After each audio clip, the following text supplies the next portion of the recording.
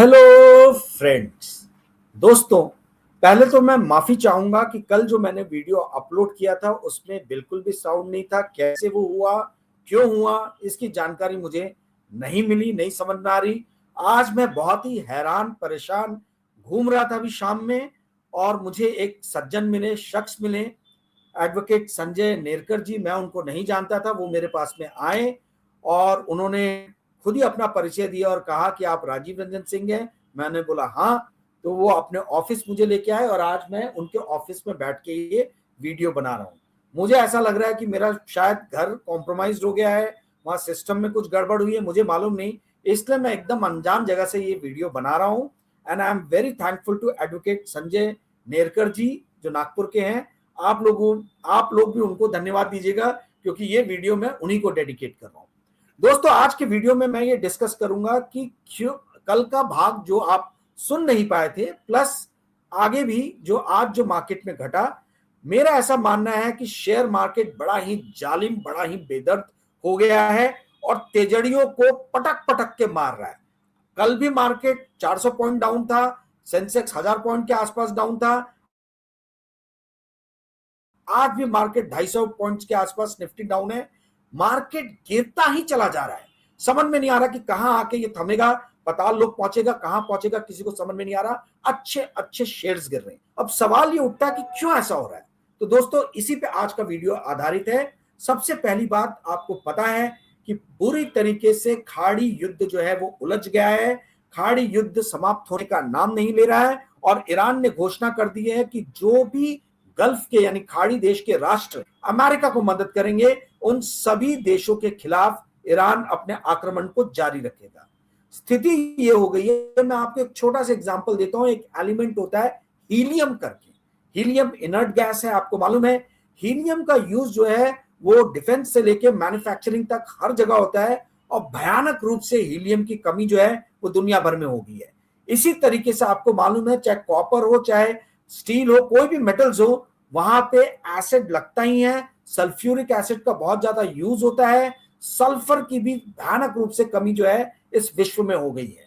तो खाड़ी देश सिर्फ ऑयल और नेचुरल गैस के कारण हम उनको जानते हैं, परंतु खाड़ी देश इसके अलावा और भी बहुत सारे वाइटल मिनरल्स, वाइटल मेटल्स जो है ये वर्ल्ड ओवर ग्लोबली सप्लाई करते हैं। और ये सारे इंपॉर्टेंट वाइटल्स जो मिनरल्स हैं, मेटल्स हैं, इनकी आपूर्ति तो है, मतलब इनकी आप ये कह लीजिए कि प्रोडक्शन तो हो रहा है, परंतु आपूर्ति यानी सप्लाई लाइन में कहीं ना कहीं जो है वो अड़चन आ गई है। अड़चन इसलिए आ गई है क्योंकि गल्फ नेशंस ने कभी भी ये नहीं सोचा था कि जो वो ऑयल प्रोड्यूस करते हैं, नेचुरल गैस प्रोड्यूस करते हैं या मेटल्स एंड मिनरल्स प्रोड्यूस करते हैं, जिस शिपिंग रूट से वो लेके जाते हैं यानी स्ट्रेट ऑफ हॉर्मुज, उसी के ऊपर में कभी जो है तबाही मच जाएगी। वहां से कोई शिपिंग लाइन जो है अपनी शिप्स दौड़ा नहीं पाएगी। ये किसी ने भी नहीं सोचा था।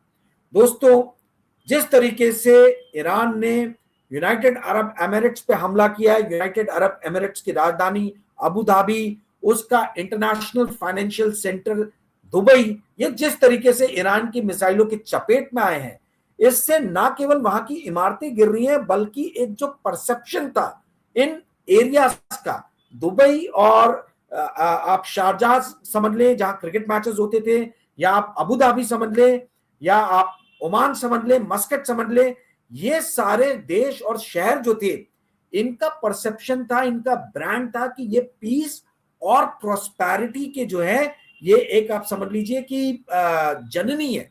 तो जहां हमने देखा कि मिडिल ईस्ट अपने आप में दो संसारों में, दो विश्व में बदल गया था। जो एक विश्व जहां पे था, जहां इराक था, सीरिया था, लीबिया था, लेबनान था, फिलिस्तीन था, जो हमेशा युद्ध में फंसा रहा, इजराइल हुआ जहां हमेशा हमले होते रहे, जो हमेशा युद्ध में फंसा रहा। वहीं दूसरा विश्व खाड़ी देशों के अंदर में वो भाग था जो इस पूरे आप कह लीजिए कि वायलेंस के दौर में भी प्रॉस्पेरिटी के सेंटर्स के रूप में उभरा, जिसमें दुबई अव्वल नंबर पे था।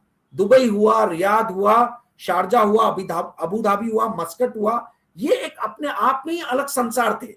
ये जो थे ये प्रॉस्पेरिटी का, पीस का, पैसे का, आप कह लीजिए कि उन्नति का जो है ये अपने आप में एक प्रतीक बन गए थे, एक चिन्ह बन गए थे, एक सिंबल बन गए थे।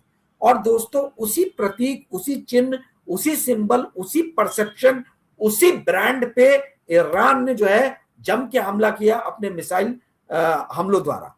और यही कारण है कि जो अरबों खरबों रुपए जो खाड़ी देशों में लगे थे वहां की फैक्ट्रीज बनाने में, आप लोग को जान के आश्चर्य होगा कि वर्ल्ड का 10% अल्मुनियम जो है, 10% अल्मुनियम, 10% वर्ल्ड का अल्मुनियम खाड़ी देशों में, मिडिल ईस्ट में होता है।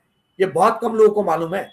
लोग ये सोचते हैं कि खाड़ी देश मतलब ऑयल और natural gas he, but oil and natural gas के इतर, उससे अलग हटके सल्फर से लेके तो हीलियम से लेके तो अल्मुनियम तक, इन सभी चीजों में गल्फ नेशंस की बहुत इंपॉर्टेंट जो है वो भूमिका है।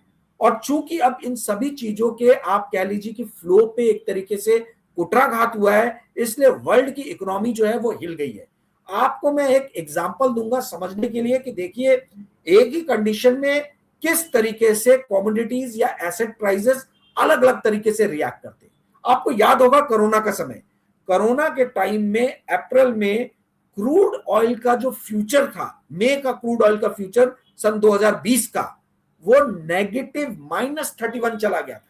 आप याद कीजिए मई के महीने में, मई 2020, अप्रैल 2020 में मई का जो क्रूड का फ्यूचर प्राइस था वो -31 हो गया था। यानी क्रूड बेचने वाला, तेल बेचने वाला आपको पैसे दे रहा था, ना कि आप उसको पैसे दे रहे थे। वो आपको पैसे दे रहा था कि बाबा मेरे से तेल ले लो और मेरे से पैसा भी ले लो, ठीक है। क्योंकि उस टाइम में शिपिंग लाइंस पूरी क्लोज थी, पेंडेमिक के कारण कहीं भी शिप्स का मूवमेंट नहीं हो रहा था। कशिंग ओक्लाहोमा, ये अमेरिका का ऑयल का मेन सेंटर है। ऑयल की जो कुछ भी ट्रेडिंग होती है ये कशिंग ओक्लाहोमा में ही होती है। तो कशिंग ओक्लाहोमा में जो ऑयल का इंडेक्स है WTI, वो -31 चला गया था। यानी तेल बेचने वाला पर बैरल -31 आपको दे रहा था। फ्यूचर्स में ऑयल के 2000 लॉट रहते हैं, मतलब वहां के, तो आप समझ लीजिए कि $6200 जो के आसपास, $63,000 के आसपास में हर डिलीवरी पे वो दे रहा था बेचने वाला। क्यों? क्योंकि शिपिंग लाइंस क्लोज थी, फ्लो जो था, मूवमेंट था, वो क्लोज था। अब सेम वही कंडीशन है, अभी भी शिपिंग लाइन क्लोज है, स्ट्रेट ऑफ हॉर्मुज से कोई शिप्स नहीं जा पा रही है। परंतु हो क्या रहा है, ऑयल जो एक एसेट क्लास है, एक कमोडिटी है, ये माइनस में जाने के बदले 50% ऊपर चला गया। वॉर शुरू होने के पहले $70 पर बैरल पे ऑयल ट्रेड कर रहा था, ब्रेंट क्रूड। आज मतलब वो इसी युद्ध के दौरान बढ़ के $114 इसका हाइक था, $114 पर बैरल पे गया। दोनों ही कंडीशंस में हमने देखा क्या हुआ, ऑयल का ट्रांसपोर्टेशन जो है, क्रूड का ट्रांसपोर्टेशन जो है वो नहीं हो पा रहा था क्योंकि शिपिंग लाइंस क्लोज है, ठीक है। बट एक टाइम में जो है ऑयल नेगेटिव में गया, एक टाइम में ऑयल जम के ऊपर पॉजिटिव भागा, ठीक है।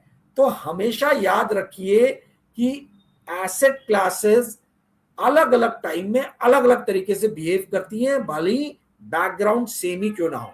अब आप बोलोगे कि 2020 में अंतर ये था कि 2020 में पूरा विश्व जो था, पूरे विश्व की आर्थिक स्थिति बंद थी, पूरे विश्व के हर शहर बंद थे, इसलिए नेगेटिव में गया। और चूंकि अभी 2026 में विश्व चल रहा है, बाजार चल रहे हैं, फैक्ट्रीज चल रही है, मैन्युफैक्चरिंग हो रही है, इसीलिए जो है ऑयल के प्राइसेस नेगेटिव में जाने के बदले पॉजिटिवली रिएक्ट किया। आप बिल्कुल सही समझ रहे हैं, ये एकदम सही है।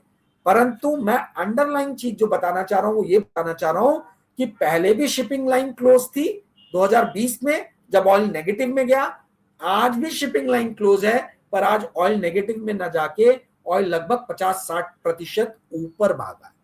तो आप लोग ट्रेडिंग करते वक्त हमेशा इस बात को ध्यान दें कि एक ही तरीके से जो है वो चीजें रिपीट नहीं होती है। एक अंग्रेजी में कहावत भी है कि history never repeats itself but it rhymes, ठीक है। तो ये राइम होता है। तो हिस्ट्री में शिपिंग लाइन क्लोज हो रहा है, परंतु जो पहले हिस्टोरिकल प्रेसिडेंट था कि प्राइस नेगेटिव में जाएगा, वो नेगेटिव में न जाके इस बार हम पॉजिटिव में जाते हुए देख रहे हैं। तो मेरे ख्याल से ये आपको इतनी क्लैरिटी मैंने दे दी। अब दूसरी महत्वपूर्ण बात, आप बोलेंगे कि भाई मार्केट्स गिर रहे हैं वर्ल्ड ओवर, जबरदस्त फाइनेंशियल जो है वो अपहीवल है, वोलेटिलिटी है। तो ऐसी स्थिति में आपने क्या करना चाहिए दोस्तों? आप लोग मेरे ऊपर इल्जाम भी लगाते हैं कि मैं बड़ा लालची हो गया हूं और मैं सारी जानकारी पेड वीडियोस में ही देता हूं। मैं महीने में सिर्फ एक पेड वीडियो बनाता हूं और बाकी सारे मेरे वीडियोस फ्री रहते हैं, क्योंकि आपको मालूम है मुझे चैनल चलाना है। मैं अपने घर से पैसे डाल डाल के तो आपके लिए फ्री वीडियोस नहीं बनाऊंगा। तो चैनल बनाने का मैं जो टाइम स्पेंड कर रहा हूँ इसका भी एक कॉस्ट है। तो वो कॉस्ट निकालने के लिए मैं 1000 रुपए का वो एक पेड वीडियो लाता हूं, और ताकि ये चैनल सुचारू रूप से चलता रहे। कल आपको इसका एक मुजाहिरा मिल चुका है कि चैनल में मैं आया, वीडियो बनाया और वीडियो जो है उसमें ऑडियो ही गायब था। तो आगे कल को हो सकता है कि चैनल भी गायब हो जाए, मुझे नहीं मालूम है। तो जब तक ये चल रहा है मेरी कोशिश है कि आप लोगों के सामने मैं अच्छी से चीजें रख सकूं। पहले मुझे लगा था कि शायद मेरे लैपटॉप में कोई खराबी होगी, परंतु वैसा निकला नहीं। आज का पूरा दिन मेरा चला गया वही चीज के बारे में छानबीन करते हुए, ठीक ठाक करते हुए। बट एनीवेज, मुझे लग रहा है कि ये वीडियो ऑडियो के साथ में अच्छे से अपलोड हो जाएगा। तो दोस्तों अब सवाल ये उठता है कि करना क्या चाहिए, सोल्यूशन क्या है?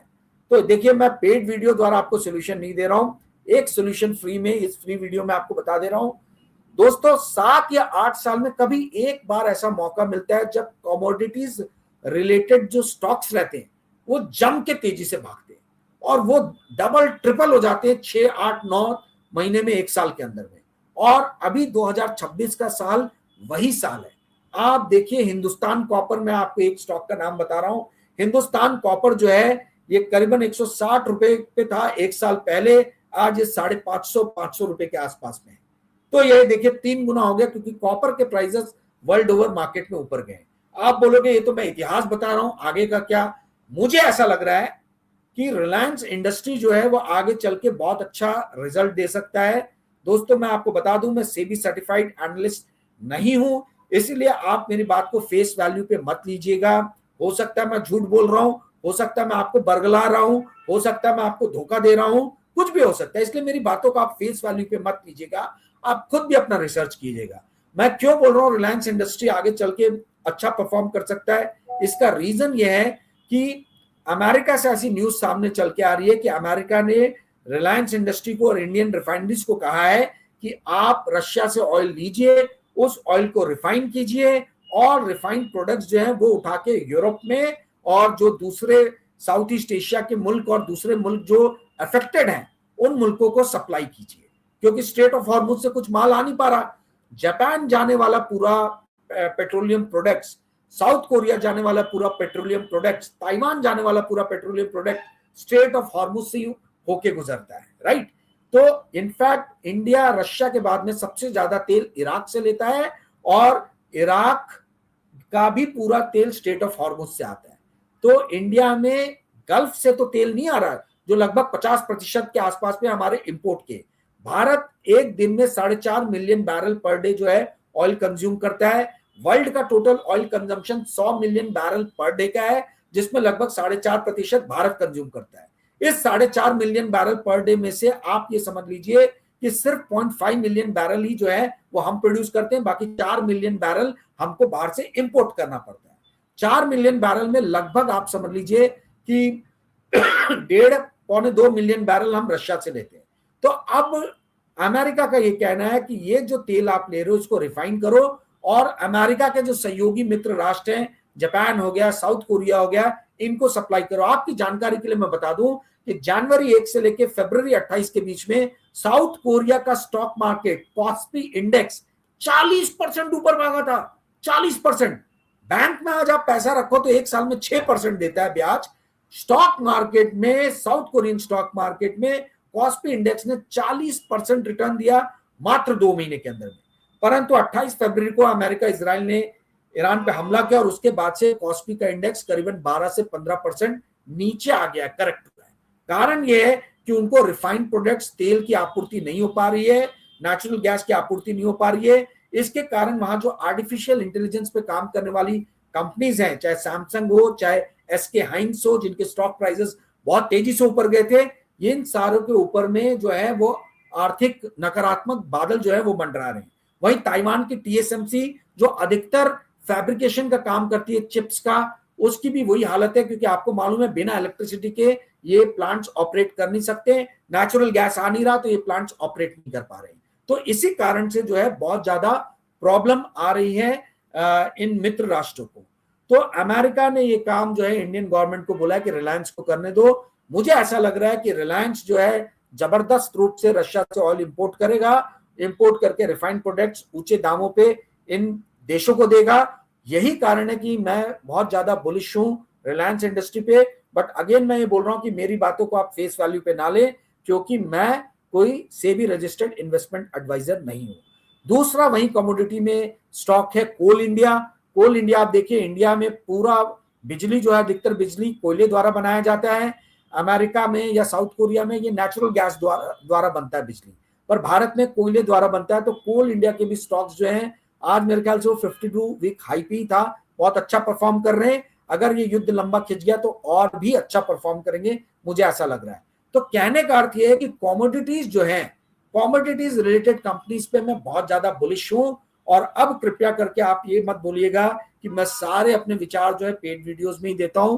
मैं फ्री वीडियोस में भी बहुत कुछ बोलता हूं, सुनने वाले लोग जो है वो सुनते हैं, जिनको लेना रहता है ग्रास्प करके वो लेते हैं, और जो नहीं लेना चाहते, जो नहीं सुनते, वो मेरे ऊपर में ऐसे इल्जाम लगाते हैं कि मैं लालची हो गया हूं और सिर्फ पेड वीडियो के माध्यम से जो है मैं चीजों को शेयर करता हूं। एनीवेज दोस्तों, मैं संजय नेरकर जी, एडवोकेट संजय नेरकर जी का फिर से बहुत बड़ा आभारी हूं कि उन्होंने अपना ऑफिस मुझे दिया, और उन्हीं के कारण मैं आज ये वीडियो बना पाया और ये वीडियो मैं आपके सामने प्रस्तुत कर रहा हूं।